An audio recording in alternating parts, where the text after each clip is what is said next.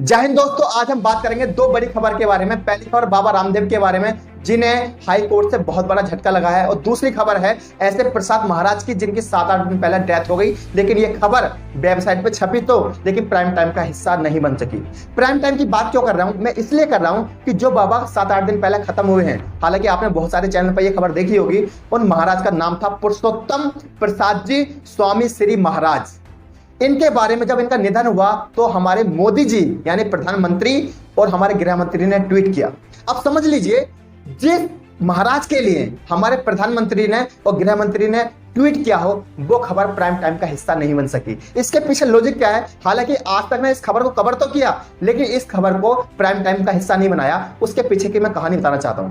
हालांकि ये जो प्रसाद महाराज जी है, ये कोरोना पॉजिटिव पाए गए और कोरोना के चक्कर में ही इनकी मौत हुई। पहली बात यहां छुपाई गई, इसलिए इसको प्राइम टाइम का हिस्सा नहीं बना। दूसरी बड़ी बात यह थी कि कोरोना पॉजिटिव होने से पहले महाराज अपने मुंह में खुद प्रसाद रखते थे और दूसरों लोगों को खिलाते थे, यानी पहले प्रसाद चखते थे फिर दूसरों लोगों को खिलाते थे। अब समझ लीजिए, अगर उन्होंने 100 लोगों को भी खिलाया होगा तो कहीं ना कहीं वो भी कोरोना पॉजिटिव होंगे। यानी एक महाराज, हालांकि जो इस दुनिया में नहीं है, मेरे मन में उनके लिए कोई बुरी भावना नहीं है, लेकिन एक महाराज जो कोरोना पॉजिटिव होते हैं और उनकी मौत हो जाती है, उससे पहले वो अपने मुंह में प्रसाद रखते हैं और लोगों को चखाते हैं। ये खबर गोदी मीडिया के लिए प्राइम टाइम का हिस्सा नहीं है। हालांकि छोटे मोटे जो चैनल थे गुजरात के, उन लोगों ने इस खबर को कवर किया।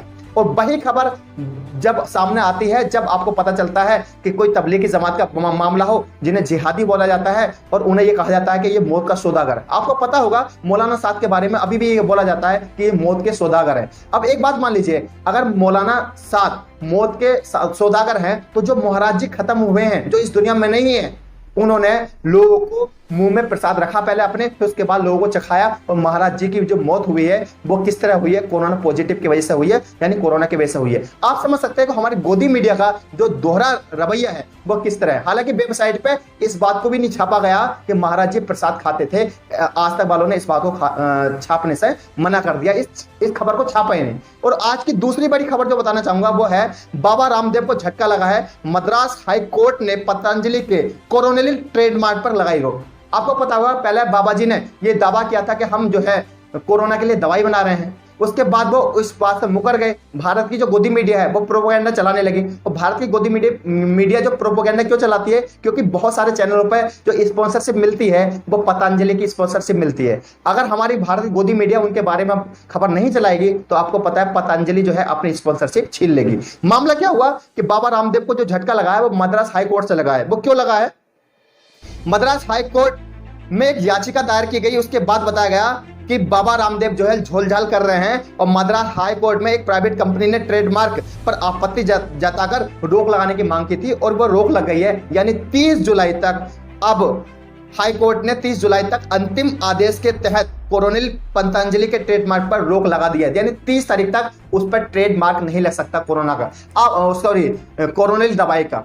आप इस समझ सकते हैं कि भारत की गोदी मीडिया को क्या हो गया है। वो भारत की गोदी मीडिया जो तबलीगी जमात के बारे में चिल्लाती है और ये दिखाती है कि तो हम देशभक्ति दिखा रहे हैं और ये जो है जमात वाले लोग जो है कोरोना फैला रहे हैं। मेरा मानना है कि अपराधी कोई भी हो, चाहे वो हिंदू हो या मुस्लिम हो या जमात का हो या बाबा का है, अगर उसने अपराध किया है तो उसे अपराध की श्रेणी में रखना चाहिए। धर्म के नाम से आप खबर नहीं चला सकते। लेकिन जहीं एक बाबा जो कि कोरोना पॉजिटिव पाया गया, उसके बाद उनकी मौत हो जाती है, और वो बाबा मरने से पहले, यानी जब कोरोना पॉजिटिव का टेस्ट भी नहीं हुआ था, उससे पहले लोगों को जो है मिठाई खिलाता है या जो भी प्रसाद खिलाता है और चक्के खिलाता है। अब सोचो, अगर मान लीजिए अगर एक भक्त ने भी 1000 भक्त लोगों ने भी वो स्वाद चखा होगा तो कितने लोगों की मौत के वो जिम्मेदार हो सकते थे।